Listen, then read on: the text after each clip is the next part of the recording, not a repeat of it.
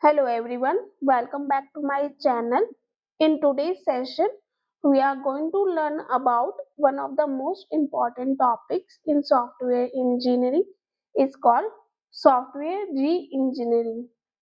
By the end of this video, you will understand what re-engineering means, why it is needed, and how it's different from reverse engineering, and what key activities are performed during the process. So let's begin. So from the slide you can see that software re-engineering process is the process of taking an existing, often outdated or inefficient legacy system and transforming it into a more maintainable and understandable version without changing its functionality. It means renovating a already existing software or the product. You can think of like that. Taking an example as in renovating an house, the structure remains the same, but you replace old wiring, repaint the walls, and add modern design, so it's easier to maintain in the future. It's like the structure remains the same, the software working, or the like the like on the platform that it is built on the you can see like the in the Hindi we say neev, or the hold on that the system is built on, it remains the same. we and we change the overall, adding new functionality, enhancing the user interface and everything. You like software engineering, like you take an existing legacy system and re-implementing them more maintainable. So the input is the legacy system and the output is a new version of the software. Okay, so the objective of re-engineering is to improve system structure, reduce maintenance cost, and make the software easy to understand and modify. So re-engineering is a combination of two processes: software reverse engineering and software forward engineering.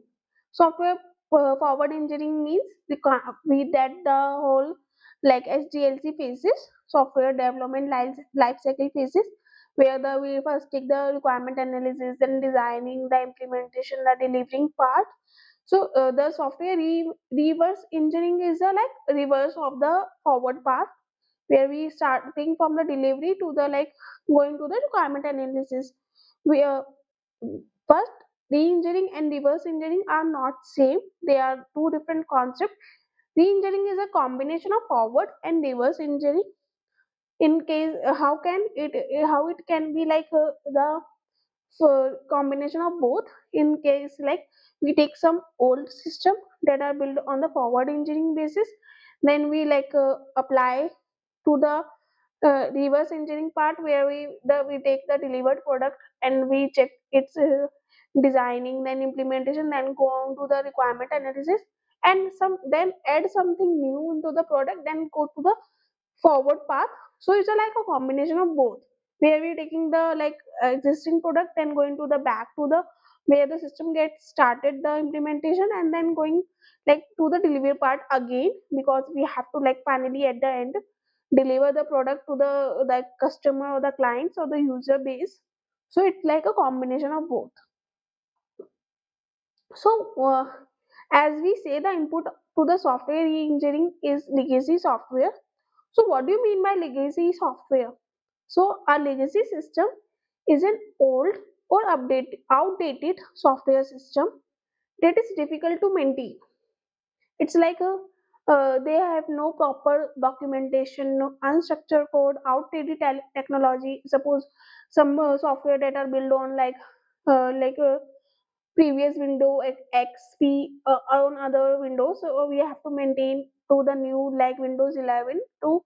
So we can say that technology has been outdated, and sometimes no one left in the team fully understand the code. Some we are taking some existing legacy software which are not working condition right now, and the technology and the platform that are used to implement that software is they have different that are handling them are like different set of people who handles that software, and we have a team where no one knows about this coding part. We are not like, we are working on Python currently, and there's some Linux or some older languages which are implemented on that time, of COBOL, suppose that were implemented that time, and no one nowadays know COBOL. So it's very difficult to like handle this type of legacy software, and we have to again like have to handle this type of software to make it more maintainable and to like implementable in today's world. So you can see that examples. For example, many banks or government departments still use COBOL-based system written decades ago. This system might still work, but maintaining them or adding new features becomes a huge challenge. So the input to re-engineering is the legacy software, as I say earlier, and the output is a modular, structured, and more maintainable version of the same program. These are some of the activities that are performed in the re-engineering process. First is the source code translation. Of course, we have to translate the source code from old language to the new same or the new modern language. Suppose we are working on the Python previous version and we have to like implement some new libraries or use new versions of the like the some technology or some paradigms in the Python obsolete, so we have to delete that one and we have to use something new and we have to advance some or other, we have to like change the programming language from COBOL to Java. So it's like the phase where source code translation works. Second is reverse engineering. So in this is step, developer analyze the existing program to understand how it works. Information about program design, logic, and structure is extracted and documented, especially when original document is missing. Sometimes where the documents are maintained in the hard form can be like missing or the deleted from the system because we think that it might not longer required. So if or the system like fades or the like memory deleted, that can be the possible. The examples for this are, for example, if you have an old payroll management system one with no design diagrams, reverse engineering helps you rebuild its design documentation from the code. Reverse engineering means the steps are going on the backward. So in the forward engineering, we are going from designing to coding part, but in the reverse engineering, we are going from coding to designing part. It means like you have deleted your design documents that are built on that time or the previous time. So in the current time, you are taking the code that you have now and you are using the code, you are building your design part. So this is part of a reverse engineering. Next is program structure improvement. So in this steps focuses on improving the control flow and logical structure of the program. For instance, you might simplify nested loops, replace go-to statements, or reorganize complex logics to make the code easier to maintain and read. So it like from the word you can say that the structure of the program gets improved in this part. Next is program modularization. So in this we are grouping the similar modules in the same part and the modules that are inappropriate or redundant, we are removing that one and differentiating each other modules. So in this activity, related parts of the program are grouped together into modules or functions. Redundant code is removed and the system is broken into smaller independent parts. For example, a large function that handles both user authentication and data processing might be split into two modules, one for login and another one for processing. The next is data re-engineering. The data are processed by the program to reflect program changes. In this step,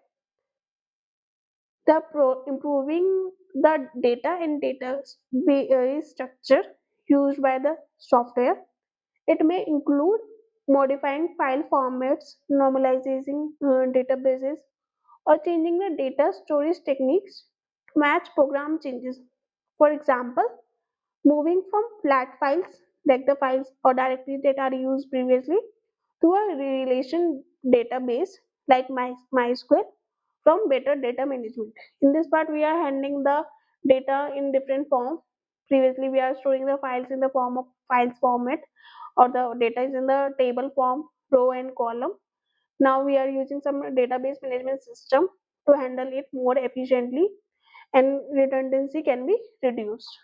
In case so, this part can be easily understood by anyone that who familiar with database management system, how it works. So in this, we are handling the data part only. The next factor, the next part, the topic states about the cost that the factor matlab the factor that affects the cost of software re-engineering process. Some of the factors are important, like quality of the software to be re-engineered, the tool support available for engineering, the availability of expert staff. So if the software and documentation are in bad shape, re-engineering take longer and cost more. And next is the like re-engineering becomes faster and cheaper if automated case tools. Case tools are like computer aided software engineering tools that are available to support code analysis and restructuring. So if like the tools are present in the like with your organization, it becomes faster and cheaper. Next is availability of expert staff. Sometimes the original developers aren't available. New engineers need time to understand the system, increasing the cost and effort. So like if you are dealing to handle COBOL based system, and your staff doesn't know about like COBOL anyway, so you have to like hire new staff or to train the current staff. It will take time and cost both. So the availability of expert staff can also affect the cost of re-engineering process. So these three main factors can affect the cost of re-engineering process. So you might have the question why we are doing the re-engineering. So it is like if you teachers propose a system decades ago or the time ago. So if to he have the company has to maintain and to like improve, like it's a easy form like building the model from the scratch, rather than like it's like it is hard. Sorry, it is hard to build a model from the sketch then taking something a legacy system and then do some engineering on them and then propose a new system. So it might be easy from like both parts. So both things are if the engine cost yes of course goes higher, so it's better to build a system from the scratch. So it depends on both the company and the like the software that they are working on, whether to build a system from the scratch or to use some legacy system and then do some improvements to the system. Next, the important term that we discussed in re-engineering process is reverse engineering. So reverse engineering is the process of analyzing an existing system to identify its components, design, and functionality without changing the original program. In simple terms, you take a finished product and try to understand how it was built. For example, imagine you have an executable software but no source code or documentation. You can use reverse engineering to recover design diagrams, workflows, and specifications. So, reverse engineering helps in recovering lost design information, understanding complex legacy systems, and assisting in documentation or modernization. So remember one thing important: reverse engineering is not equivalent to re-engineering. Reverse engineering only helps us understand the system. Re-engineering goes further, is it also modifies and improves it. Are you getting my point? Reverse engineering, like helping to understand the system, helps to find hidden information about a software system, whereas re-engineering goes beyond. It modifies and improves the structure. So this is the like flow diagram where we can see forward engineering and reverse engineering. You can easily see it goes backward. So these are some important topics related to like software engineering. So next we will move to like so next previous year question papers that comes in like exam of UGC NET. There are not much very much questions that are that I found to like come in the exam. Only two questions I found that are relevant to software engineering. So first question is software reuse is. So what do you mean by reusing the software? So the process of analyze. First option is the process of analyzing. No, analyzing is nothing. The process of using existing software. This can be the option because using word is given. Software architects and knowledge to build not new software. Third, concerned with re-implementing legacy system to make them. The third point is relevant to the software re-engineering part, so it might not be the answer because software reuse is like reusing the system. It's not like maintainable re-implementing. It's a like software re-engineering part. Fourth is the process of analyzing software. No, analyzing is not like part of software reuse. So second point is the most relevant point related to software reuse. So the answer is software reuse. Second option. Software reuse is the process of using existing software artifacts and knowledge to build new software. Okay, the next. The dash of a system is a structure or structures of the system which comprise software elements, the external visible properties of these elements and relationship amongst them. Software construction, no, software evolution is like we are evolving around like something new is being added. Software architecture is good because it tells the structure of the system, its elements and its property. And software reuse like using the property of like reusing the software. So the correct option is option third, software architecture. So you can see this type of question that are like something logical can be implemented if you are not listen any like knows about any terms, important terms. So you can easily answer this question by using some like logics behind the like software. So you can easily solve them. So thank you for watching the same.